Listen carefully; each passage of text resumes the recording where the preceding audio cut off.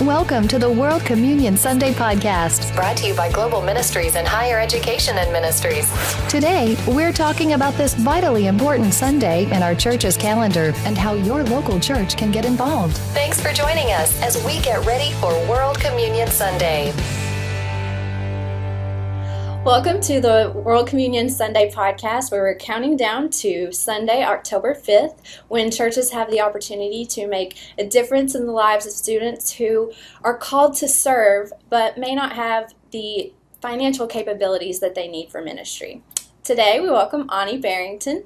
She works at Highland Park United Methodist Church, and as a recipient of a World Communion Sunday scholarship, she has a very unique first-hand perspective of how vital this ministry actually is. So welcome, Natalie. Thank you. So glad to be here. Glad you're here. You've literally worked at every level of the church, from local to national. Can you just give us a brief background on all the stuff that you've done within the United Methodist Church? Absolutely. Yeah, I was brought up in a United Methodist home. My parents were both very active at La Trinidad United Methodist Church in San Antonio, Texas. And from the time I was about 12, I got really involved in my local youth group. Mm-hmm. And kind of from there on out, realized that God had put some really cool leadership abilities and capabilities within me. And so I started doing stuff on the district level, serving there with the youth program. And then by the time I was a senior, got involved in the conference level, and then found out that there was a jurisdictional level. It's like it just kept going and going. And God kept flinging these doors wide open for me to serve. And so by the time I hit my senior year of high school, I was serving as the national president for the United Methodist Youth Organization, which is now the Division on Ministries with the young people. But it's just been an incredible experience. And on every level, there's been some sort of just like nugget of wisdom that I've carried with me into the ministry that I'm doing currently. So it's just been, and it's so much of it has to do with the generosity of those who have pushed me along the way, this path. And so, yeah, I'm so grateful to the United Methodist Church. Cool. So tell us a little bit about your current work. Yeah, so I'm a youth pastor at Highland Park United Methodist Church. I actually just transitioned out of a role as just strictly high school youth pastor, and now I'm going into a role of worship pastor, which is my first love. Both youth and worship are my first loves, but really worship is what drew me in to really feel close and intimate with the Lord, and it's also the place that's easiest for me to serve. So the fact that I get to do both in my ministry role right now is incredible. So I build a lot of relationships with students in the area. I get to lead them in times of worship, and then facilitate small groups, organize volunteers, all the fun stuff that you get to do in ministry. It's a blast. That's so awesome. So how has the scholarship from the World Communion Sunday changed your life? Where do you think you would be without it? Tell us a little bit about that. I'd be in debt, number one. We all have to carry some of that around with us.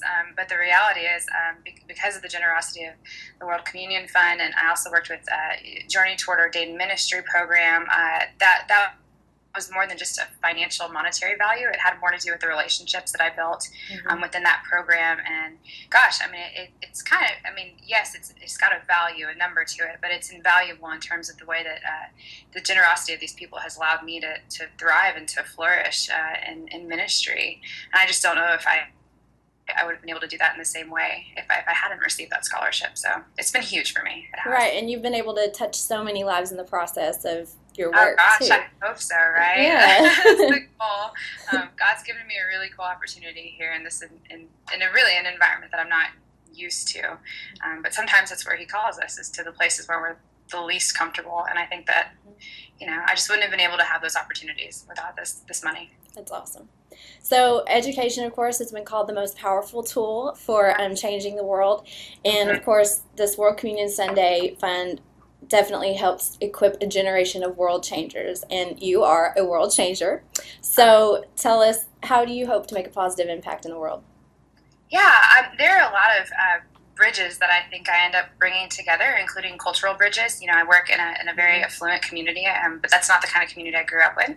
And I grew up in a primarily Hispanic community, but that's not the community I'm serving in now.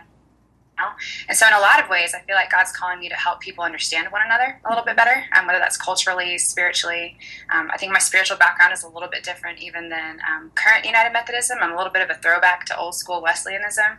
And so sometimes getting to experience kind of the Pentecostal feel, but then bridge it together in like a sanctuary. I just feel like God has really given me an opportunity to be a world changer in the sense that I want people to come together and to stand side by side and know that they are all committed to the same God, to the same goals, and yet we can all be really different at the same time. So I've loved that about the opportunities that God's given me, for sure. That's cool.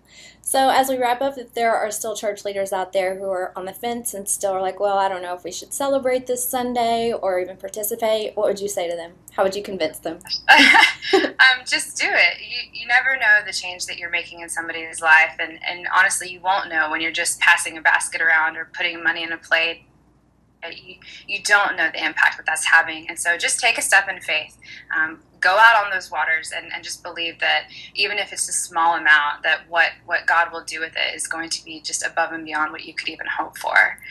Great, that's well said. So World Communion Sunday is Sunday, October 5th, but of course churches can celebrate at any time that's convenient for them. Ani, we really appreciate you joining us today, and you've really shared a firsthand light on how this really is changing the world. We really appreciate you.